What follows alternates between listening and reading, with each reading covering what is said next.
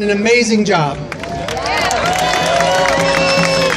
And I want to personally thank them for giving me the opportunity to speak here in historic Union Square Park, where over 100 years ago, standing right here, was a woman by the name of Emma Goldman. Can I get a raised fist for Emma Goldman? All right.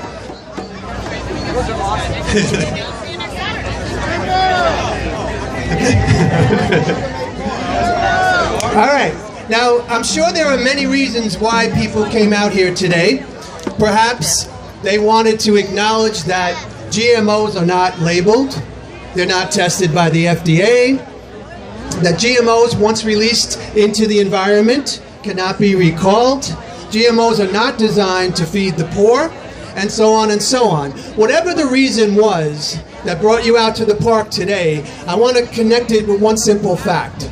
The mess that we're in, this mess, Monsanto, GMOs, the corporate culture, the destruction of the ecosystem, is not the result of some preordained theology or some unstoppable force of nature. We are in this mess because of human decisions. If different decisions had been made in the past, different outcomes would have likely occurred. If new decisions are made right now, perhaps some new outcomes can occur. So we got to make some new decisions. And the idea is to put into practice the kind of world that we want to live in. And as it relates to GMOs, the first and easiest thing to do is avoid them. Don't buy them. Don't consume them. Yeah. Also, go into the stores and label them yourself. If they won't label them, we'll label them. And we can connect on a local level with community-supported agriculture, community gardens, seed banks, seed bomb events, and so on. But perhaps the most fundamental thing we can do is to take back the right to grow our own food. And we can do this in window boxes, fire escapes, rooftops, backyards, and if you have one, lawns. Imagine if every lawn was instead a vegetable garden. The most irrigated crop in America is lawn. 40 million acres from sea to overfished sea. And it takes about 10 times as many chemicals to treat lawn than it does per acre than it does to treat industrial farmland.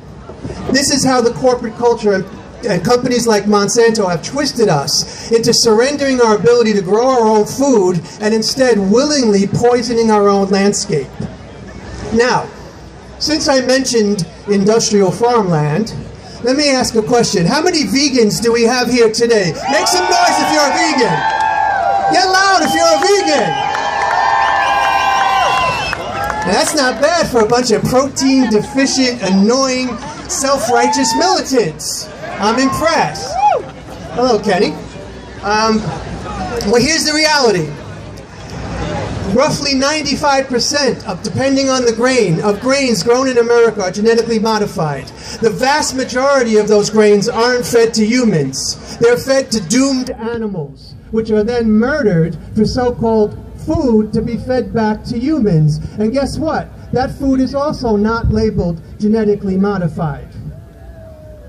Hey, Stacy. What it comes down to is that food justice means a lot more than just screaming, fuck Monsanto.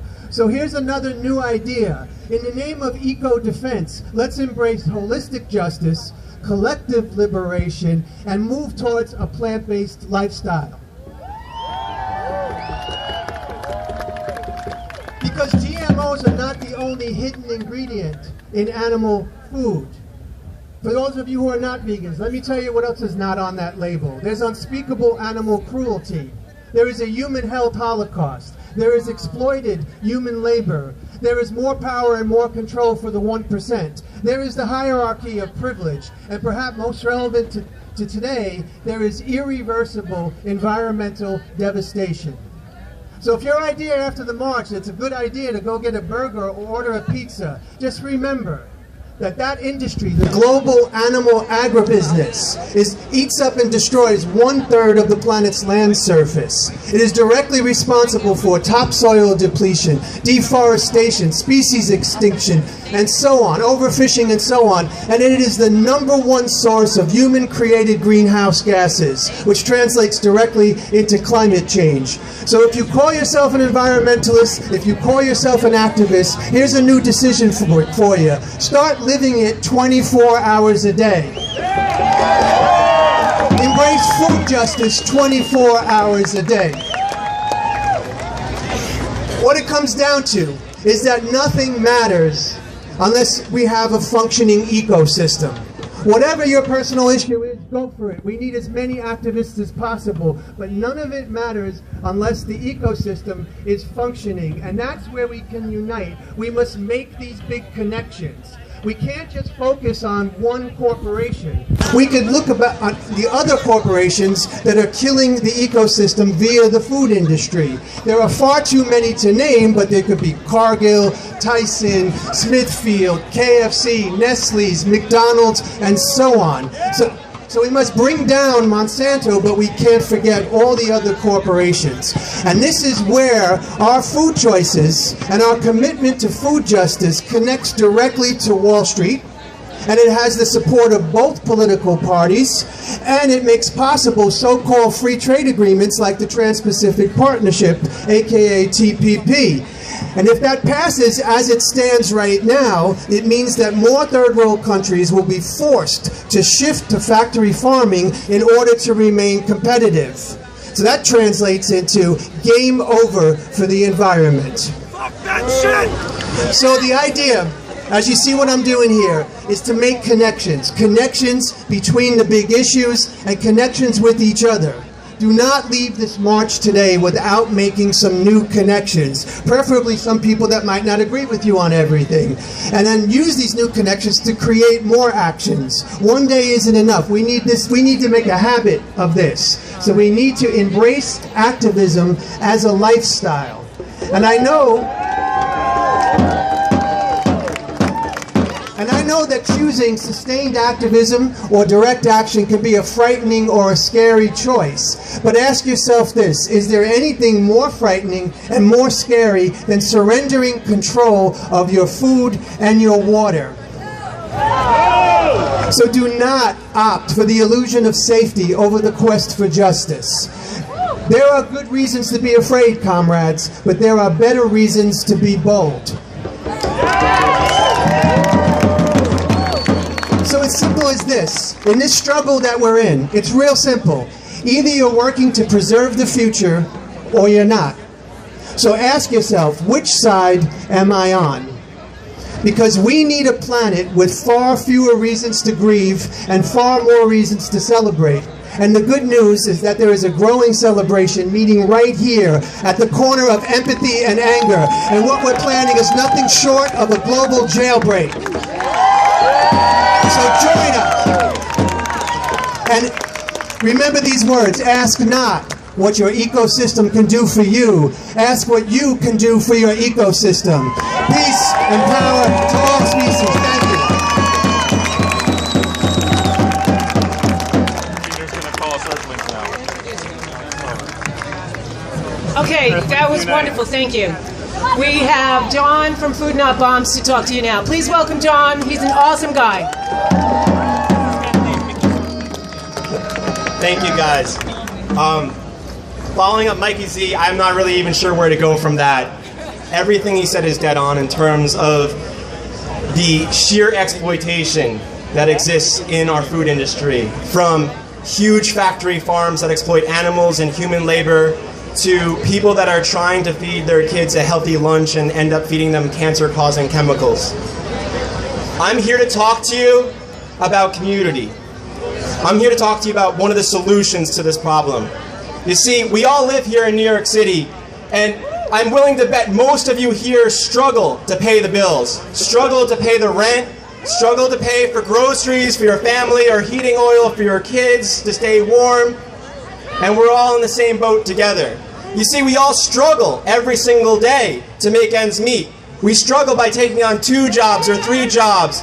We struggle by not having time to spend with our kids or our neighbors or our family. We don't get to pay attention to the elderly couple down the road that needs a helping hand, or the child that could really use some after-school help. We're distracted. You see, the whole world that we live in is based on this struggle. In this city, 1/5 of you will go to bed hungry tonight. 1/8 of you will go to bed without a bed to sleep in.